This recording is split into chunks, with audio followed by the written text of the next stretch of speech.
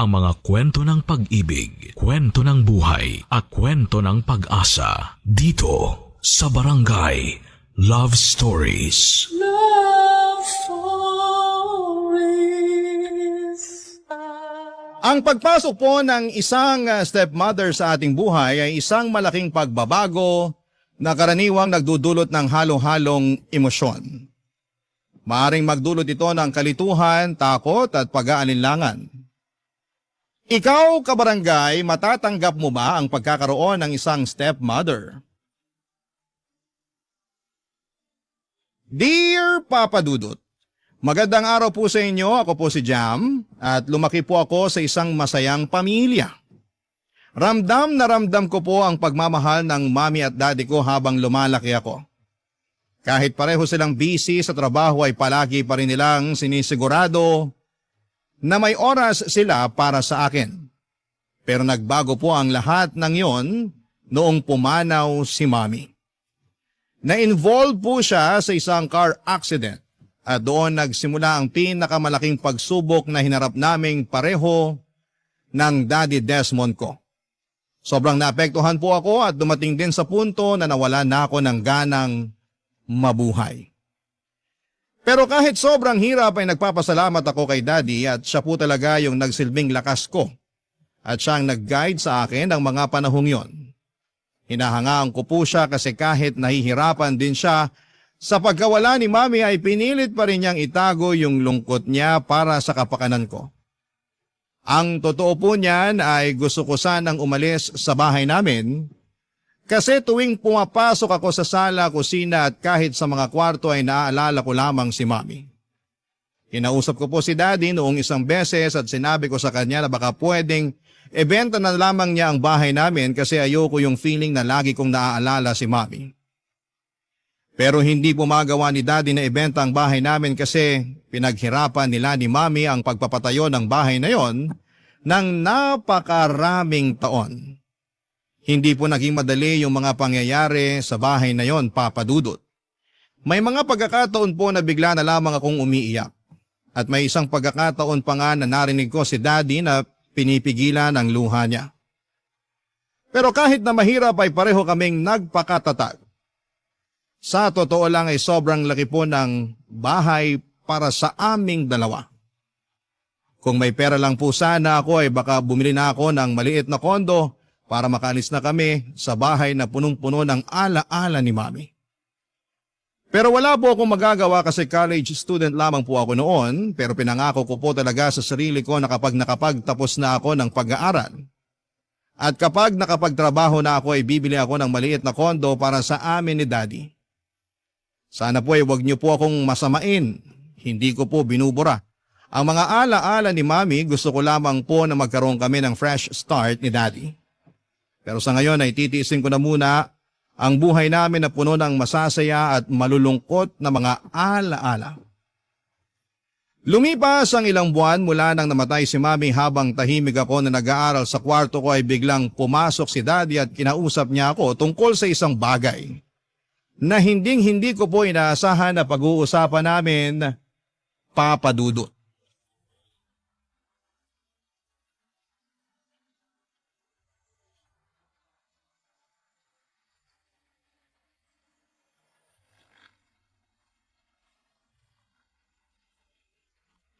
Jam? Daddy? Bakit? Ano po yon? Sorry anak, mukhang nakaistorbo pa yata ako sa pag-aaral mo. Okay lang po, patapos na naman ako eh. Mabuti naman kung ganon. Ang sipag-sipag talaga ng anak ko. Binilan nga pala kita ng pagkain galing sa paborito mong restaurant. Kunin mo na lang mamaya sa loob ng rep ha? Sige po, thank you. Nga pala, gusto sana kitang kausapin. Tungkol saan po?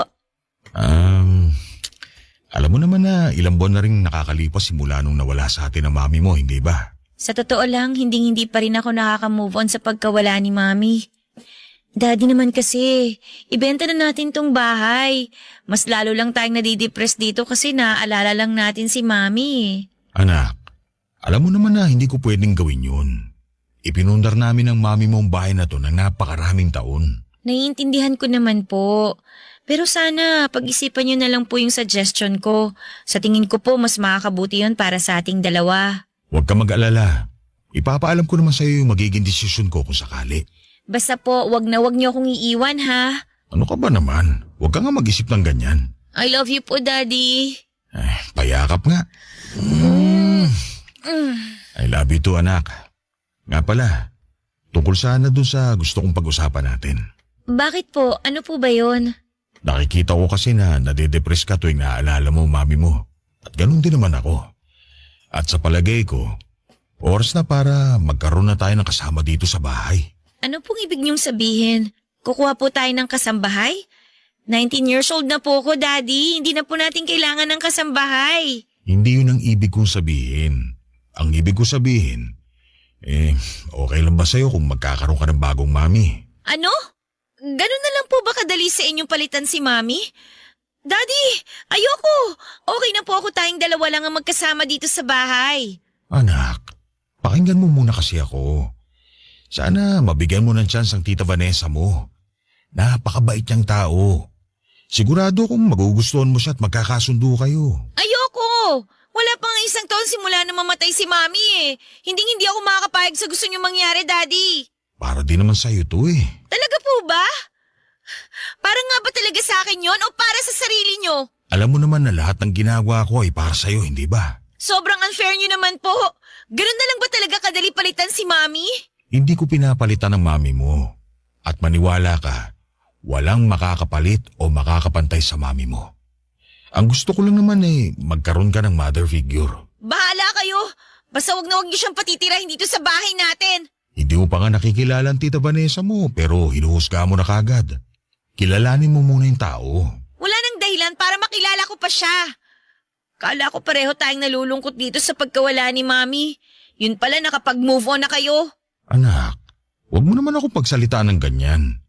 Kaya ako nga sinasabi ang lahat ng to sa'yo eh. Kasi gusto kong maging handa ka sa pagdating ng tita Vanessa mo sa buhay natin. Hindi ako makakapayag na pumasok sa buhay natin ng babaeng yon. Jam, please naman. Huwag niyo na po akong pilitin kasi kahit kailan, hindi ko mapapalitan si Mami tulad ng ginagawa ninyo. Sige na, lumabas na kayo sa kwarto ko. Gusto ko na po mapag-isa.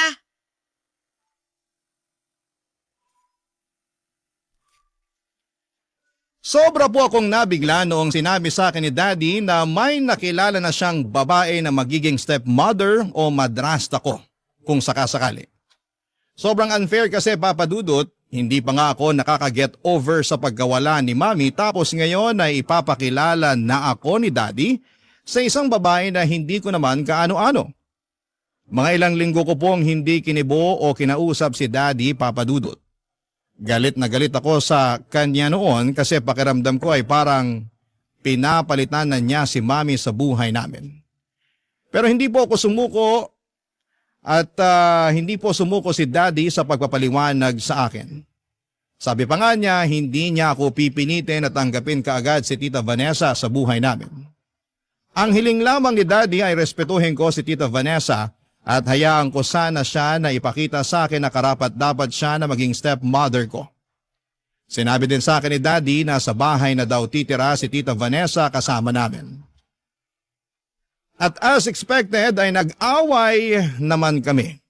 Nahirapan na nga ako sa ideya ng pagkakaroon ng stepmother tapos ngayon ay patitirahin niya pa sa bahay.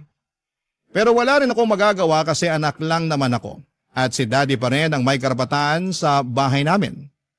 Kaya kahit na hindi ako komportable sa pagkakaroon ng stepmother ay may tiwala pa rin naman ako kay Daddy.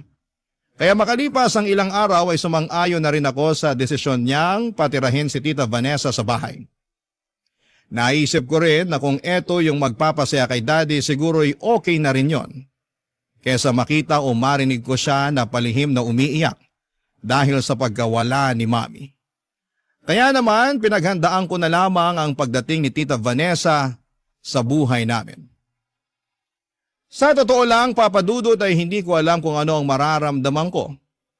Ang daming emosyon na sumasabog sa puso ko ng araw na yon. Galit, confusion, kaba at kung ano-ano pa. Ang totoo niyan ay ayaw ko sanang tawaging tita si Tita Vanessa kasi hindi ko naman kaano-ano yung tao.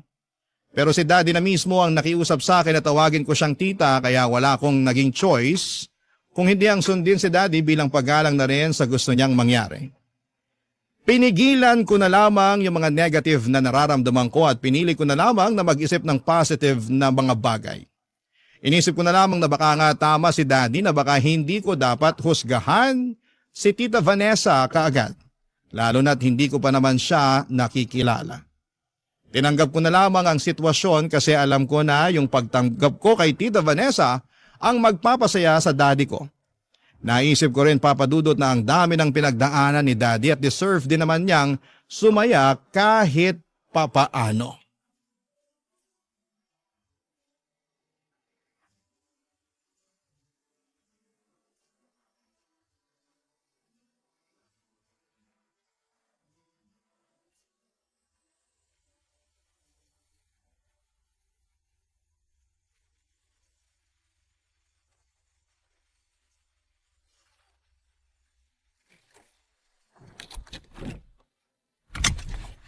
Nandito na tayo. Tara, pasok na tayo sa loob.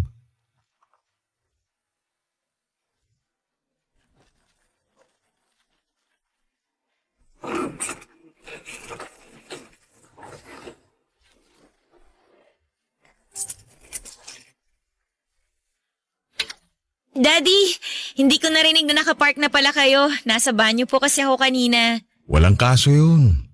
Ay, anak, ito nga pala si Tita Vanessa mo. Hello po. Tuloy po kayo. Pagpasensyahan niyo na po tong sala. Medyo makalat. Pero lilinisin ko na rin po yan mamaya. Maiwan ko muna kayo dyan, ha? Maghahanda lang ako ng makakain natin. Ba't hindi na lang po kayo nag-drive-thru, Daddy? Di ba sabi niyo sa akin kanina na sa labas kayo bibili ng pagkain? Aba, ibang klase ka rin ah. Ano po yun? Wala. Ang sabi ko, ibang klase tong bahay nyo, sobrang ganda. Sensya ka na, anak. Traffic kasi. Pero di bale, magluluto na lang ako. Maiwan ko na muna kayo ng Tita Vanessa mo dito sa sala, ha? Doon lang ako sa kusina.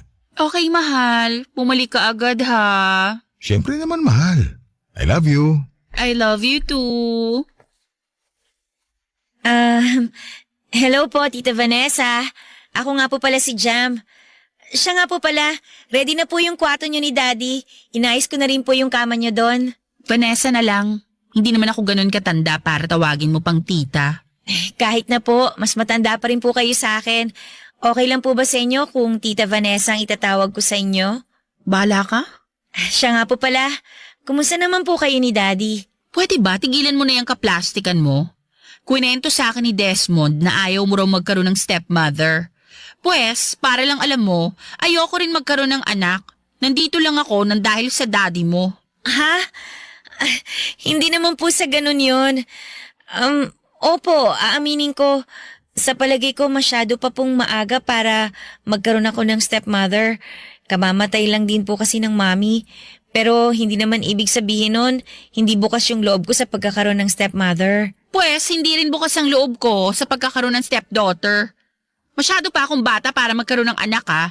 At isa pa, yung ayaw ko sa lahat, yung pinaplastic ako. Tulad ng ginagawa mo sa akin ngayon. Ito nga pala. Nagtimpla nga pala ako ng juice para sa inyo. Oh, tigisa kayong baso. Thank you po. Thank you, mahal. Kamusta naman kayo dito?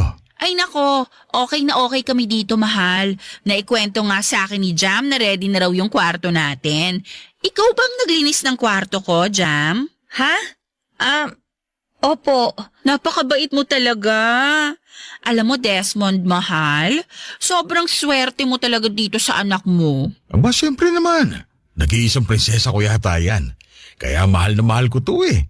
Payakap nga, anak. I love you, Daddy. I love you too, anak. Desmond, mahal, yung niluluto mo baka masunog. Ay, oo nga pala. Jam, pakibigay na lang yung password ng wifi natin dito kay Tita Vanessa mo, ha? Opo. O sige, babalik mo na ako sa kusina.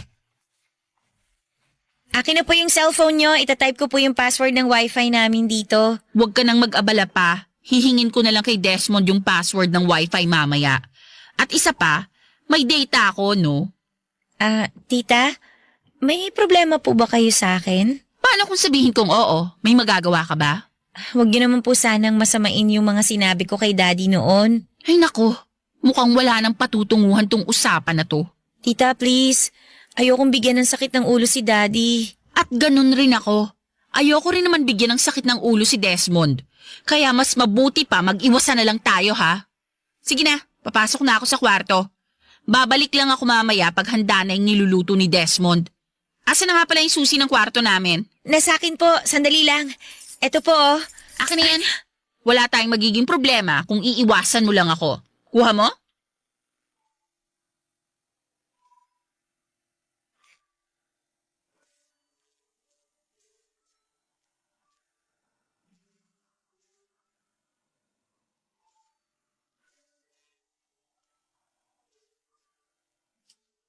Sobra akong nabigla sa pakikitungo sa akin ni Tita Vanessa Papadudut. Hindi ko po akalain na impacta pala siya kung umasta. Napag-isip-isip ko nga din po na baka may trauma itong si Tita Vanessa kasi kinikimkim niya talaga ng sobra yung sinabi ko kay Daddy na hindi pa ako ready na magkaroon ng stepmother. Pero naniniwala po talaga ako na walang mali sa mga sinabi ko kay Daddy kasi normal lang naman yung mag-alinlangan sa ideya na magkaroon ng stepmother. Pero yung hindi normal ay yung awayin ako ng sobra-sobra ni Tita Vanessa nang dahil lang sa mga sinabi ko kay Daddy noon. Pwede niya naman sana akong kausapin ng maayos pero yon ang isang bagay na hindi niya ginawa. Tuwing nagkikita kami sa sala o di kaya ay sa kusina ay palagi niyang ginagawa ang pagdadabog. Kung ituring niya ako ay para akong isang madilim na ulap o di kaya ay para akong may nakakahawang sakit. Sa totoo lang ay nagtitimpi lamang ako pero gustong gusto ko na talaga siyang patulan. Ako po kasi yung tipo ng tao na talagang lumalaban tuwing naaagrabyado pero kapag si Tita Vanessa na ang pinag-uusapan, ewan ko ba, tumitiklop ako. At bigla na lamang akong nananahimik at hindi ko magawang labanan si Tita Vanessa dahil ayoko nang bigyan ng sakit ng ulo si Daddy. Kasi kahit masungit si Tita Vanessa sa akin ay nakikita ko naman na masaya silang pareho ni Daddy. Kaya ako na lang mismo ang nagpaparaya para wala nang maging problema. Pero Papadudot, makaraan ng ilang linggo ay mas lumala ang sitwasyon. May isang beses na habang naguhugas ako ng mga plato ay inihagis ni Tita Vanessa yung pinagkainan niya. At dahil doon ay nag-crack ang plato sa lababo. Doon na po ako hindi nakapagtimpi at naglakas loob na talaga ako para kumprontahin si Tita Vanessa. Pero inirapan niya lamang ako at nag-walk out siya bigla. Grabe. Sa tingin ko talaga ay pinaglihi sa sama ng loob ang babaeng yon kasi never niya pa talaga akong itinuring na parang tao. At kung sa tingin ninyo po na yung paghagis ni Tita Vanessa ng pinagkainan sa lababo ang pinakamalalang ginawa niya, ay nagkakamali po kayo, Papadudut. Barangay Love Stories. Barangay Love Stories. Papadudot, makalipas ang ilang linggo ay nagkaroon po ako ng mataas na lagnat at pakiramdam ko talaga ay hihimatayin na ako noong araw na yon. At habang alalang-alala si Daddy sa kalagayan ko ay eto namang si Tita Vanessa ay nagkaroon pa ng lakas ng loob para bumato ng mga nakakaimbyernang hirit tulad ng lagnat lang yan, lilipas din yan at huwag mo nang ipa-check up yan, sayang lang sa pera. Pero kahit na ganoon ay dinedman na lamang ni Daddy si Tita Vanessa at pinili niya pa rin akong dalhin sa ospital. Naku, kung hindi lang ako nilalagnat noong araw na yon ay baka talagang nasa bunutan ko na siya, Papadudot. Pero sa totoo lang ay bilib na bilib ako sa sarili ko kasi kahit na ganoon siya ay nagawa ko pa ring magtimpi at manahimik na lamang. Pero alam niyo po kung ano ang mas nakakainis. Yung sobrang in love si Daddy kay Tita Vanessa. Parang wala na siyang ibang iniisip kundi si Tita Vanessa lamang at parang gusto ko nang maniwala na nagayuma si Daddy kasi parang handa siyang gawin ang lahat para sa stepmother ko pala. Sa tingin ko ay nagawa kong pagtiisan si Tita Vanessa kasi abala ako sa mga school work ko at hindi naman ako ganon ka-immature para patulan pa siya. Tuwing may ginagawa siyang nakakainis ay iniisip ko na lamang na para din kay Daddy ito. Kasi habang lumilipas sa mga araw, mas nare-realize ko na gusto ko din na makapag-move on na si Daddy sa pagkamatay ni Mommy. Pero alam nyo naman po na bilang tao, may limitations din po ang lahat. Isang araw habang ginagawa yung assignment ko sa sala ay dumaan si Tita Vanessa at naitabig niya yung kape na nasa mesa at nabasa ang laptop ko. Grabe Papa Dudut, galit na galit ako noon. Lahat ng importanteng files ko ay nasa laptop na yon. Buti na lang talaga at gumagana pa yung laptop ko noong mga panahon na yon. Yung mga pasimple at nakakainsultong hirit ni Tita Vanessa ay kaya ko pang pagtiisan. At kahit noong inihagis na niya yung pinagkainan niya sa lababo, sinubukan ko pa rin siyang intindihin. Pero yung ginawa niya sa laptop ko ay ibang usapan na yon, Papa Dudut, kasi doon nakasalalay ang pag-aaral ko. Lumabas na yung pagkadragon ako noong araw na yon at tinodo ko na talaga ang pagkumpronta ko kay Tita Vanessa, Papa Dudut.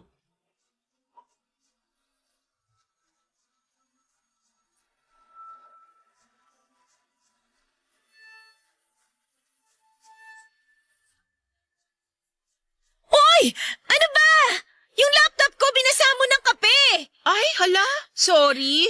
Kumuha ka na lang ng tissue dun sa kusina. Nananadya ka ba talaga, ha? Aksidente yung nangyari, wag kang ang OA. Alam mo ikaw, matagal na kitang pinagtitiisan eh. Pero sumusobra ka na. Magpabili ka na lang ng bagong laptop sa daddy mo. Tutal sa kanya ka naman palaging nakaasa, di ba? O pues, sagarin mo na. Grabe ka! O, ba't namumulay ang mukha mo? At bakit nanginginig ka? May sakit ka ba? Gusto mo ba ipadala ka na namin ulit sa ospital? Huwag mo akong sisimulan, ha? Matagal na akong nagtitimpi sa'yo. O, so anong gagawin mo? Sasampalin mo ako? Mananabunot ka? O sige, gawin mo para makita ni Desmond kung gaano ka ka-war freak. At isa pa, ano ba yung ginagawa mo sa laptop mo, ha? Assignment mo sa school? Naku, wag ka na mag-abala pa kasi mukhang wala namang kinabukasang nag-aantay sa'yo. Sige! Insultuhin mo pa ako at makikita mo na talagang hinahanap mo. Alam mo, siguro manang-mana ka sa nanay mo. War freak din ba siya katulad mo? Ay, mabuti na lang talaga at patay na siya kasi hindi deserve ni Desmond yung ganong klaseng babae. Rest in peace na lang sa nanay mong ugaling squatter. Ang kapal ng mukha mo para pagsalitaan ng mami ko ng ganyan! Aray! Tinulotin mo yun kung hanggang saan ang tapang mo! Bagong revenge yan! Aray! Bawiin mo yung sinabi mo tungkol sa mami ko! Ayoko! Over my dead body! Aray ko! Bawiin mo sabing sinabi mo eh! Kung hindi uubusin ko tong buhok mo! Ang kapal ng mukha mo! Wala akong ginawa sa'yo para tratuhin mo ako ng ganito! Manigas ka! Wala akong babawiin! Bitawan mo ako, Zombie! Ano ba problema mo? Napakahayop pang babae ka! Matagal ko nang tinis yung pang-aapi mo at pagmamaldita mo sa akin! Pero hindi ko titiisin na pagsalitaan mo ng masama ang mami! Buisit ka! Wala ka sakaling kinga ng mami ko! Desmond! Desmond! Lumabas ka ng kwarto! Tulungan mo ako! Sinasabunutan ako ng anak mo! Jam! Jam! Itiyon mo nga Tita Vanessa mo! Ano ka ba naman bata ka? Ano ba problema mo? Siya naman ang nauna eh! Tinabig niya yung kape sa laptop ko! Tapos pinagsalitaan niya rin ng masama si mami! Pwede ba, Jam? Kumalma ka? Sinabi ko naman sa'yo na aksidente lang yung nangyari, di ba? At yung tungkol sa mami mo, ang sinabi ko lang naman, sana matahimik na yung kaluluwa niya. So anong masama doon? Kayo mga kabataan ngayon, masyado kayong sensitive. Manahimik ako, nahihirapan ayaw sa mo inyong ubusin dalawa ko eh. yung buhok mo! Napakasinungaling mo talaga! Storyteller ka na pala ngayon? Ang galing mo kasi gumawa ng kwento eh! Jam! Tama na yan! Vanessa, mahal. Sige na, pumasok ka na muna sa kwarto. Pagsabihan mo yung anak mo, ha? Hindi pa ako tapos sa'yo, bumalik ka dito! Lumayan mo na nga ako! Kampot ka rin sa tanas! Jam, kumalma ka. Halika nga dito, maupo ka. Pag-usapan natin ito na maayos. Wala po akong ginagawang masama. Ginatihan ko lang siya. Anak, alam ko nagluluksa ka pa rin sa pagkawala ng mami mo. Pero hindi naman yata tama na nilalabas mo lahat ng galit mo sa Tita Vanessa mo. Hindi po sa ganun yon. Ang totoo nga niyan, matagal na niya akong kinakawawa pero pinagtitiisan ko lang siya. Kasi alam kong mahal na mahal niyo siya eh. Sa tingin mo ba, hindi ko napapansin kung paano mo tratuhin ang Tita Vanessa mo? Nailang na nga yung tao dito sa bahay eh. Ang sabi niya sa akin, hindi mo pa rin daw matanggap na siya ang madrasta mo. Kaya mo raw siya pinagdadabugan at sinusungitan. Ano? Sinabi niya yon? Ang kapal talaga ng mukha ng babaeng yon. Hindi po totoo yun, Daddy. Binabaliktad niya ako. Tama na! Ano ba nangyayari sa'yo, bata ka? Alam mo, kung buhay lang ang mami mo, sigurado ko hindi siya magiging proud sa'yo. Wala po kayong karapatan para sabihin yan. Anak, I'm sorry. Pero hindi ko na talaga alam kung anong gagawin ko sa'yo eh. Simulat sa pool pa lang, alam kong tutol na tutol ka na sa ideya na magkaroon ng madrasta. Pero kailangan bang umabot pa sa ganito? Nakikinig po ba kayo sa akin? Ako tong minamaltrato niya. Binabaliktad niya yung sitwasyon. Hindi kita pinalaki para magsinungaling. Palagi kong kasama ang tita Vanessa mo. At alam ko hindi kanya magagawang kawawain. Sigurado po ba kayo na kilala niyo siya? Saan niyo po ba kasi napulot ang babaeng yon? Hindi kita pinalaking bastos ha. Malalagpasin ko ngayon yung kawalan mo ng respeto. Kausapin mo na lang kami. Paganda ka na humingi ng tawad sa tita Vanessa mo. Nang mga panahon na yon, pakiramdam ko po talaga ay parang wala nang makakaintindi sa nararamdaman ko. Ang hirap pala sa pakiramdam na minsan na nga lang akong magsalita o magsumbong tapos ay hindi pa ako papakinggan. At ang mas masakit pa ay sarili ko pang tatay ang hindi naniniwala sa mga sinasabi ko. Pakiramdam ko ay parang nag-iisa na lamang ako sa laban na ito at yon ang talagang nagpabigat sa nararamdaman ko. Pero habang lumilipas sa mga araw ay narealize ko na baka may dahilan kung bakit ako sadyang iniinis ni Tita Vanessa. Baka gusto lang niyang makuha ang atensyon ni Daddy nang walang ibang kahati. Naisip ko rin na baka bine-brainwash na niya si Daddy tuwing silang dalawa lamang ang magkasama. Kaya pala gano'n na lamang kung pagalitan ako ni Daddy at ako na lang lagi ang may kasalanan. Hindi ko po naiwasang magsisi sa mga pagkakataon na hinayaan ko lang na kawawain at maltratuhin ako ni Tita Vanessa. Pero ngayon ay lalaban na po talaga ako. Oo, pasensyosa po ako pero may hangganan din po ang lahat. Hindi ako yung tipo ng tao na nagagalit kaagad pero kapag sobra na ay lumalabas din ang pagiging maldita ko. At sa pagkakataong ito ay handang-handa na po akong ipaglaban at ipagtanggol ang sarili ko sa lahat ng pagkakataon. Makalipas nga ang ilang linggo, dumating na yung pagkakataon na susubok sa pasensya at tibay ko. Lumuwas si Daddy papunta ng Cebu para sa isang business trip. Gusto sanang sumama ni Tita Vanessa pero tinanggihan siya ni Daddy. Sinabi ni Daddy na work-related lamang daw ang pupuntahan niya at hindi naman siya magtatagal sa Cebu. Kaya pareho kaming naiwan ni Tita Vanessa sa bahay.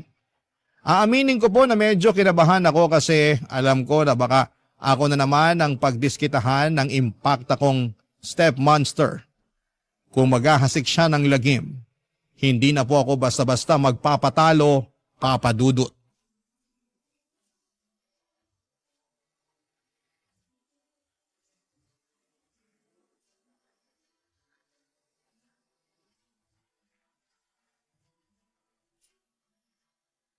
Bantayan niyo itong bahay habang nasa Cebu ako, ha? Syempre mahal, kami nang bahala dito. Di ba, Jam? Jam, anak. Huwag na huwag mong susungitan to si Tita Vanessa mo. Hay nako, hindi na po ako magsasalita. Kasi kahit naman anong sabihin ko sa inyo, hindi nyo naman ako pinakikinggan eh. Ay, sige na mahal, mauna ka na. Baka malate ka pa sa flight mo. Sige, kayo nang bahala dito. Alis na ako. Bye, mahal. Ingat ka, ha? Hoy, buraot. Anong ginagawa mo sa tabi ko? Umalis ka nga sa paningin ko. Naaalibadbaran ako sa'yo. Shoo! Doon ka sa far away. Layuan mo ko at may tatawagan pa ako. Ay nako, lumayo ka na lang. Positive lang. Huwag kang mananabunot at huwag mo nang patulan yung plastic na yan. Mas nakakatanda pa rin sa'yo yan. Ano na? Nakaset na ako para sa party. Kapag-aral na nga lang sa sala. Apat? Ano ba naman yan, girl? Ang konti naman. Party to, girl, hindi prayer meeting. Dagdagan nyo pa yung mga bisita. Ang laki-laki nitong bahay, oh. Tapos magdala na rin kayo ng alak, okay? Ay, ako na nga sa bahay, tapos sa akin nyo pa iaasa yung alak? Wow, ang spoiled nyo, ah. Mawalang galang na ho, Tita Vanessa. Magpapaparty ka sa bahay? Alam ba ni Daddy to, ha? Girl, tatawagan na lang kita mamaya ha. May liligpitin lang akong kalat. O sige na. Bye. So, ano naman ngayon kung magpapaparty ako dito sa bahay? Dalawa lang tayo dito oh. Ang damot-damot mo naman kung pipigilan mo pa ako. Pero kung iisipin mo, kahit anong gawin mo dyan, hindi rin naman ako magpapapigil sa'yo kaya doon ka na lang sa kwarto mo. Sinisigurado ko sa'yo na hindi ka namin gagambalain doon. Sige, subukan mo ituloy ang party na yan at isusumbong kita kay Daddy. Ang kapal naman ng mukha mo. Nakikitira ka na nga lang tapos kung makaasta ka pa, daig mo pa si Mami nung nabubuhay pa siya. My dear stepdaughter, papaalala ko lang sa'yo ha, boyfriend ko na si Desmond at kaming dalawa lang ang masusunod. Kung tutuusin, saling pusa ka lang naman sa bahay na to eh. Kung ako sa'yo, manahimik ka na lang dyan. Anak ka lang, ako yung girlfriend. At talaga ba, magsusumbong ka kay Desmond? Bakit nung sinumbong mo ako nung nakaraan, naniwala ba sa'yo ang daddy mo? Hindi naman, di ba? Ay, kawawa ka naman. Ganon. Pwes, tatawagan ko na si Daddy ngayon din. Tingnan na lang natin. Sige, subukan mo't sasamain ka na talaga sa akin. Maldita ka ha? Ganyan! Higpitan mo pa yung hawak mo sa braso ko. Pero, siguraduhin mong hindi mo yan mabibitawan. Kasi, oras na mabitawan mo yung braso ko, sinisigurado ko sa'yo na dadapo tong palad ko dyan sa mukha mo. Umalis ka na nga lang dito. Sinisira mo yung araw ko. Tatawagan ko na si Daddy at hindi mo na ako mapipigilan. Eh di tawagan mo. O Jam, anak, ba't napatawag ka? Itong si Tita Vanessa po kasi eh. O bakit? Ano na naman to? Nagbabalak po siya na magpa-party dito sa bahay. Ano namang masama doon? Nagpaalam man lang ba siya sa inyo na magpapaparty siya dito sa bahay? Hindi. Pero sigurado akong nakalimutan niya lang ipaalam sa akin. Masama po kasi yung kutob ko eh. Kung wala siyang tinatago, bakit niya isisikreto sa inyo yun, di ba? Anak, wag na natin palakihin to. Tatawagan ko na lang ang Tita Vanessa mo mamaya. Gaya nga na sinabi ko, sigurado akong nakalimutan niya lang sabihin sa akin yung tungkol sa party. Bahala na nga kayo, Daddy. Mag-ingat na lang po kayo sa biyahe nyo. Bye. O sige na anak, ingat kayo dyan ha. O ano, naniwala ba sa'yo si Desmond? Hindi, di ba? Sabi ko naman kasi sa'yo eh, nag-aaksaya ka lang ng laway mo. Tapatin mo nga ako. Ano bang pinagsasabi mo kay Daddy tuwing wala ako? Nakakapagtaka lang kasi na ganun ka na lang kung ipagtanggol ni Daddy. Ano, ginayuma mo ba siya? Hindi ko na kasalanan kung mas pinaniniwalaan ako ni Desmond kesa sa'yo. Paano ba naman kasi? Palagi kang nagtataray sa harapan niya. Naiinis lang naman ako kay Daddy nang dahil na rin sa'yo. Lumayo na nga ang loob niya sa akin simula nung pumasok ka sa buhay namin eh. Pwes, problema mo na yon. Doon ka na nga sa kwarto mo. Maghahanda pa ako para sa party namin dito sa bahay mamaya. Huwag na huwag kang lalabas ng kwarto mo ha. Ayoko masira ng bad vibes mo, yung party ko.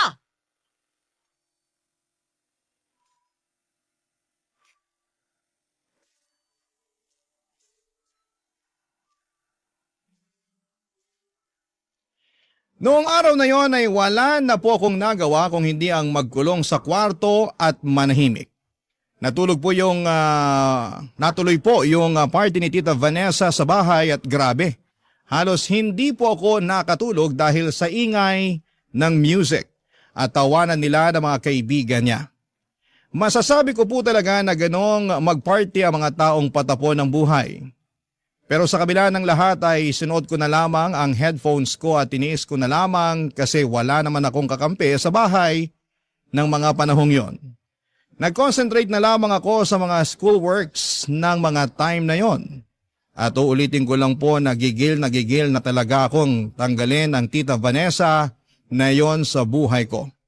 At gusto kong tawagin na lamang siyang Vanessa. Pero hindi ko po magawa kasi kahit na sobrang nakakaasar yung mga ginagawa niya, yung pagtawag sa kanya ng tita ay parang way ko na rin po yun of saying na nire-respeto at ginagalang ko pa rin ang daddy ko. Kasi yung daddy ko lang naman ang may gusto na tawagin ko siyang tita. Ang totoo nga niyan, Papa Dudut, ay galit na asar ako kay Tita Vanessa pero mas nagagalit at mas naaasar ako sa pagbubulag-bulagan ni Daddy sa lahat ng kabalastugan na ginagawa ni Tita Vanessa. Alam ko po na may mga pagkakamali si Tita Vanessa pero sa totoo lang ay hindi naman siya magiging ganyan kung hindi siya palaging kinukonsente ni Daddy Papa Dudut. Walang manloloko kung walang magpapaloko, ika nga. Hindi po ba? Para sabihin ko po ang katotohanan ay halos wala na po akong pakialam kung bumalik pa si Daddy galing ng Cebu. Wala din namang magbabago kasi sigurado ako na magpapatuloy pa rin ang pagbubulag-bulagan niya sa lahat ng mga pinaggagagawa ni Tita Vanessa, Papa Dudut. Barangay Love Stories. Barangay Love Stories. Lumipas ang ilang linggo at akala ko na ang katarayan lang ni Tita Vanessa ang magiging pinakamahirap na bahagi ng pagtira ko sa bahay na ito. Pero nagkamali po ako, Papa Dudut, habang tumatagal ay mas lalo pang lumalala ang sitwasyon. Sa paglipas ng mga araw, may mga gamit na nagsisimulang mawala sa bahay. Noong una, iniisip ko na baka na-misplace lang, Papa Dudut, pero habang tumatagal ay mas lalo kong napapansin na mas dumadami na ang mga nawawalang gamit. Tulad ng mga sapatos ni Daddy at pati yung extra electric fan namin na inilalabas namin kapag mainit ay nawawala na rin. Pati na rin ang mga kutsara at tinidor, kung dati buo at kumpleto ngayon ay kulang-kulang na rin. Nang mga panahon na yon ay malakas talaga ang loob ko na si Tita Vanessa ang salarin sa pagkawala ng mga gamit sa bahay.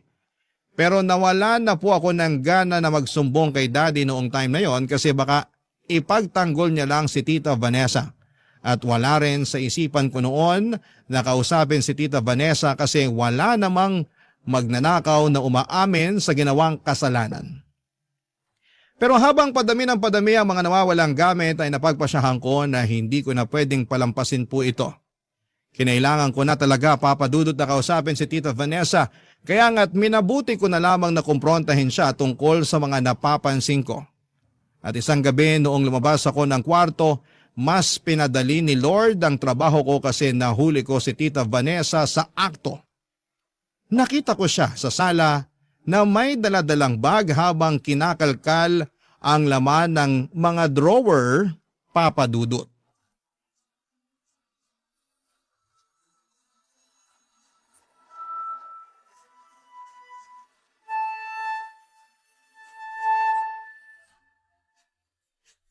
Tita Vanessa! Jam! Sabi ko na nga ba ninanakawan mo kami. Kaya pala unti-unting nawawala yung mga gamit dito sa bahay. Dahan-dahan ka sa pambibintang mo. Wala akong ginagawang masama, ha? Paano mo ipapaliwanag yung ginagawa mo ngayon, ha? Bakit nakakalat yung mga gamit sa sahig? At bakit may dala kang bag? Tamang hinala ka rin eh. Nililinis ko lang yung drawer. Sige nga, paano mo ipapaliwanag yung mga nawawalang sapatos si Daddy at yung iba pang mga gamit dito? Hindi ko alam. Di ba nagpa-party ako nung nakaraang araw? Baka naman mga bisita ko yung may kasalanan. Tayong dalawa na nga lang nga nasa bahay, di ba? O ano, maglolokohan pa ba tayo? Tigil-tigilan mo ako sa mga akusasyon mo, ha? Wala ka namang pruweba. Wala ka ng takas sa akin ngayon. Sigurado akong maniniwala na si Daddy sa akin. Tatawagan ko siya ngayon mismo para malaman niya ang lahat ng mga pinaggagagawa mo. Sigurado akong pagsisisihan niya na nagpapasok siya ng magnanakaw sa sarili niyang pamamahay. Tatawagan ko na siya ngayon din. Hindi mo gagawin yan. Akin na tong cellphone mo. Bitawan mo nga yung cellphone ko. Manahimik kang bratinela ka, ha? Sabing ibigay mo sa akin tong cellphone mo. Bitawan mo! Yung cellphone ko! Tinan mo yung ginawa mo, oh! Basag-basag na yung screen at hindi na gumagana! Kasalanan mo yan. Masyado ka kasing pakialamera. Tapatin mo nga ako! Mahal mo ba talaga yung daddy ko? Ano ba talagang intensyon mo sa kanya, ha? Oo, mahal ko si Desmond. Mahal na mahal ko yung daddy mo. Pero may sakit kasi yung mama ko at tumataas na yung bayarin namin sa ospital. Kaya ako lang naman nagawa to kasi wala akong choice. Sigurado ako na ganito din ang gagawin mo kung ikaw ang nasa kalagayan ko ngayon. Hindi mo naman kami kailangan pagnakawan eh. Bakit hindi ka humingi na lang ng tulong kay daddy? Ayoko kasing maging pabigat sa daddy mo. Naisip ko rin kasi na mas mabuti na yung kunin ko ang gamit na hindi nyo naman masyadong ginagamit at ibenta kaysa naman abalahin ko pa yung daddy mo. Jam, alam kong hindi naging maganda ang samahan natin. Pasensya ka na talaga, ha? Kaya lang naman kita nasungitan kasi stress na ako sa buhay. Yung pamilya ko, sa akin lahat nakaasa. At yung mama ko, may sakit pa. Pero mali pa din tong ginagawa mo eh. Alam ko. At huwag kang mag-alala. Kasi sasabihin ko rin naman kay Desmond yung nagawa kong pagkuha sa mga gamit nyo. At babayaran ko kayo. Promise. Kapag nakalabas na si mama ng ospital, babayaran ko rin ang daddy mo. Pinapangako ko yan. At sorry na rin kasi nasira yung cellphone mo. Masyado lang kasi akong nataranta kanina nung nahuli mo ko eh. Ay, huwag yun ang alalahanin yon. Sa totoo lang, hindi ko maintindihan dati kung bakit ang sungit-sungit nyo sa akin. Pero ngayon, parang unti-unti ko na kayo naiintindihan. Kasi ganyan din ako nung na-hospital yung mami ko bago siya namatay eh. Galit na galit ako sa mundo noong mga panahon na yon. Pakiramdam ko, mag-isa na lang ako sa buhay. Alam mo ba, nagsisisi ako na hindi kita kinausap ng maayos. Kung kinausap lang sana kita ng maayos, sana hindi na tayo humantong sa ganito. Nahihiya rin ako sa'yo kasi ako tong mas nakakatanda pero ako pa tong nag-uumpisa ng gulo. Jam, sana mapatawad mo pa ako. Okay na yon, pinapatawad ko na kayo. Talaga ba? Oo, basta wag nyo na akong susungitan ha. Medyo mabigat din kasi sa pakiramdam tuwing tinatarayan nyo ako dito sa bahay. Promise, hindi na. Payakap nga. Aray tita, hindi ako makahinga. Ay, sorry, naka-carried away lang ako. Masaya lang talaga ako ngayon at nagkasundo na rin tayo sa wakas. Ako din. Akala ko nga, hindi na tayo magkakabate. Basta sorry talaga sa lahat ng nagawa ko sa'yo, ha? Sorry din sa mga nasabi ko sa inyo noon ha. Naku, nakakatuwa. At least ngayon, okay na tayong dalawa.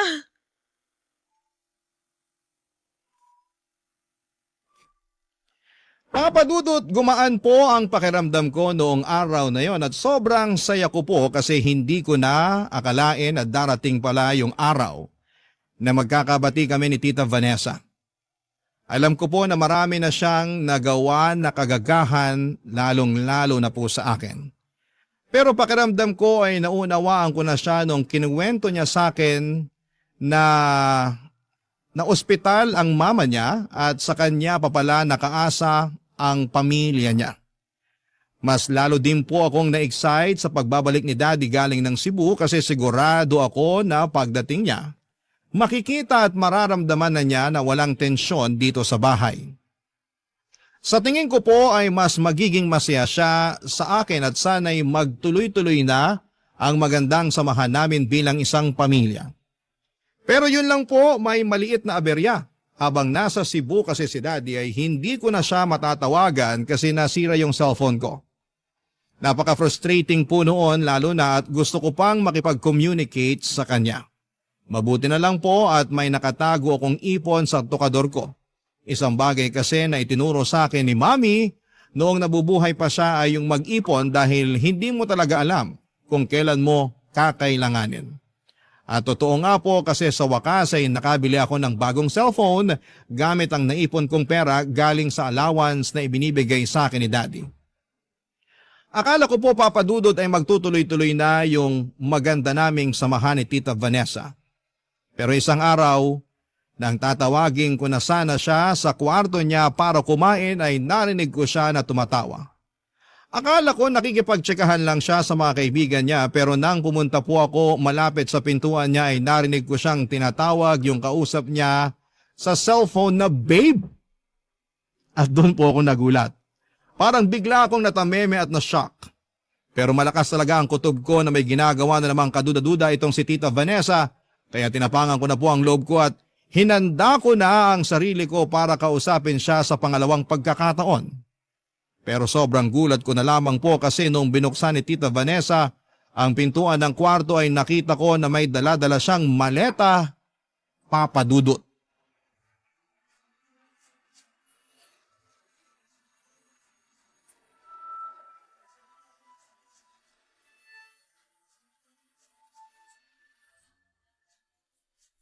Tita? Oh, bakit may dala kang maleta? Ano to? Pinapasunod kasi ako ng daddy mo sa Cebu. Bakit kanya papupuntahin ng Cebu? Sa makalawa na yung flight ni Daddy pabalik dito sa Manila. May hindi ka sinasabi sa akin. May kausap ka kanina sa cellphone na. Sino yon? Ha? Narinig mo yun? Yung daddy mo yun. Mahalang tawagan yun ni Daddy. So sino yung taong tinatawag mo na babe kanina? Tita Vanessa, umamin ka nga sa akin. Pinagtataksilan mo ba si Daddy? Ang daming isinakripisyo ni Daddy para sa'yo.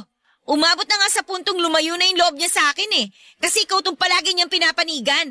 Tapos, lolokohin mo lang siya? Wala na akong panahon makipag-usap sa'yo. Aalis na ako. Hindi ka aalis! Ano binabalak mo, ha? Siguro hindi na naman alam ni Daddy tong balak mo umalis sa bahay, no? Jam naman! Ba't may dala-dala kang maleta, ha? Sumagot ka! Gusto kasi ng mama ko na dalawin ko siya sa ospital. Oh, ano? Akala ko ba pinasusunod ka ni Daddy sa Cebu? Oo na! Aminin ko na! Sukang-suka na ako sa bahay na to. Gusto ko nang makawala sa piling ng daddy mo. Gusto mo marinig ang totoo? Napaka-boring ni Desmond sa kama. Kung hindi dahil sa pera niya, malamang matagal ko na siyang nilayasan. Ibang klase! Akala ko nagbago ka na. Pero yun pala, pinaplastic mo lang kami. Ang totoo niyan, hindi ko matansya yung pagmumukha mo kasi sagabal ka sa mga plano ko kay Desmond. Alam kong naiinggit ka lang kasi nagpapadala ng pera sa akin si Desmond. Habang ikaw, tingi-tingi lang yung binibigay niya sa'yo. Sabi ko na nga ba eh. Dapat talaga hindi ka na pinagkatiwalaan ni Daddy eh. Nanakawan mo na nga kami, tapos pineperahan mo pa si Daddy. Pwes, wala ka nang magagawa doon. Kasi lalayas na ako at hindi mo na ako makikita kahit kailan. Hindi ka aalis! Dito ka lang hanggang sa malaman ni Daddy yung panlalokong ginagawa mo sa kanya! Kaya kong lusutan lahat ng mga yon, Jam. Alam mo kung bakit? Kasi sa ating dalawa, ako ang mas paniniwalaan ni Desmond.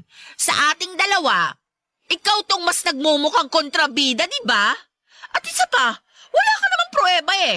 Gaya nga ng sabi ko sa iyo noon, mag-aaksaya ka lang ng laway. Talaga ba? Wes, pakinggan mo to. Napaka-boring ni Desmond sa kama. Kung hindi dahil sa pera niya, malamang matagal ko na siyang nilayasan. Wala ka nang kawala ngayon. Isasend ko na to kay Daddy. Walang iya ka!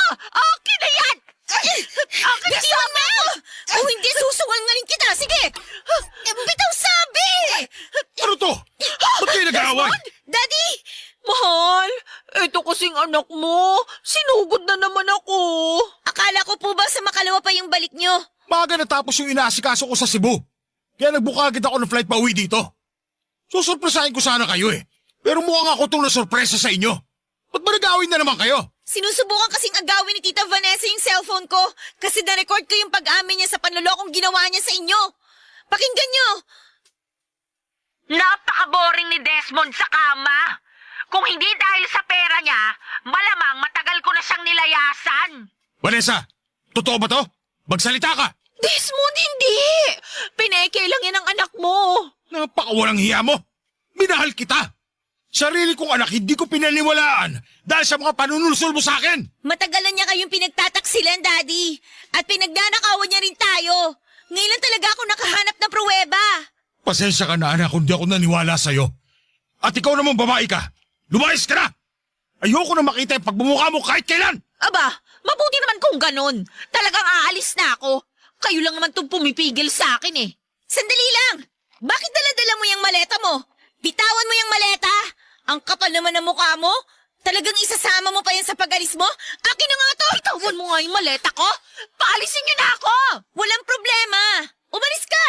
Pero wala kang dadalhin na gamit. Pasalamat ka nga hindi ko binabawi sa'yo yung panty na suot mo eh. Kasi sigurado ako na pera ng daddy kong ginamit mong pambili dyan. Hindi pwede to! Kakasuhan ko kayo! Sige! Subukan mo! Sa voice recording pa lang, wala ka ng laban sa amin. Sige na, umalis ka na, Vanessa! At huwag na huwag ka nang babalik! Ano ba, Jam? Hay! Yung mga gamit ko! Ibalik niyo sa akin yung mga gamit ko! Wala ka nang babalikan dito!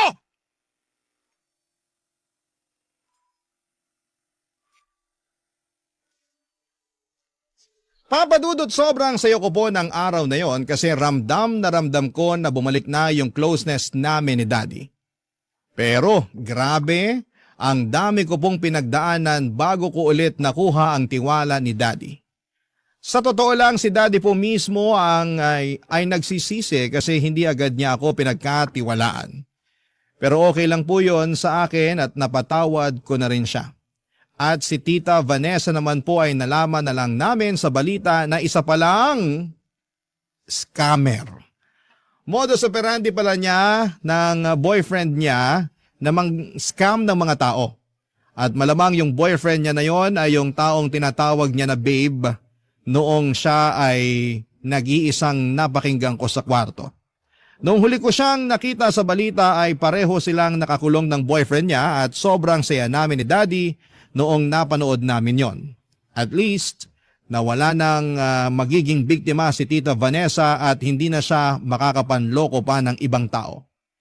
Pero ang mga nangyaring yon ay nagbigay sa akin ng aral at nagpa-realize sa akin na kahit papaano ay may trauma pa pala na iniwan si Tita Vanessa sa daddy ko. Kasi hanggang ngayon ay wala pa rin siyang girlfriend at buong puso niya na lamang na ibinuhos ang lahat ng atensyon at pagmamahal niya sa akin. Sana po balang araw ay makahanap si Daddy ng babaeng magmamahal sa kanya ng tapat, yung hindi siya sasaktan o lolokohin. Papa Dudut, maraming salamat po sa pagbibigay sa akin ng pagkakataon na maipadala ko sa inyo ang sulat na ito nang dahil po sa inyo ay na-express ko ang mga nararamdaman ko. Maraming salamat po ang inyong forever kapuso at ka-barangay Jam. Ako, gigil na gigil talaga ako sa nangyayari sa kwento natin. O ikaw, kabarangay, kumukulo rin ba dugo mo? Pwede kang mag-iwan ng comment sa ating comment section.